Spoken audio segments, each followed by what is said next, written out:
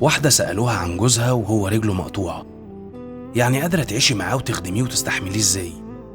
فكان ردها: بحبه قبل ما أتجوزه، وتجوزته عن حب.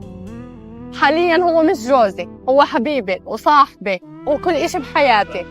أنا بشوفش زي هو معبي عيني وراسي. هو قبل ما يقطع إجره اتصل علي قال لي إذا صار البتر حتضلك معي حتتركيني؟ قلت له مستحيل أتركك، أنت كل حياتي. أنا فخورة فيه، تاريخه مشرف كل العالم، فما بالك مرته.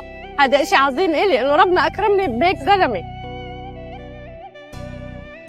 بعد ما تعمل عمرها بتصير عمري، وبعد الحج بصير قمري، والله أكرمها بعمرة وحجة الحمد لله والله ملكية. صحبتك.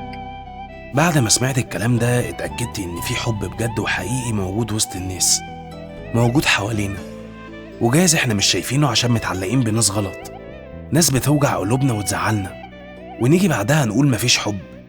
لا، في حب، بس إحنا عايزين نختار ناس صح، نختار حد يكمل، نختار حد نتسند عليه ويقوى بينا ونقوى بيه، نختار حد مهما حصل يفضل ماسك إيدينا، نختار حد نملى قلبه وروحه وعقله وعينيه ما يشوفش غيرنا، نختار حد نعرف نتكلم معاه ونهزر معاه ونكون على طبيعتنا من غير ما نخبي ولا نتكسف، نختار حد يوم ما نزعل نهرب لحضنه ونشتكي منه. الحب موجود، بس احنا محتاجين نركز ونختار صح. سلام.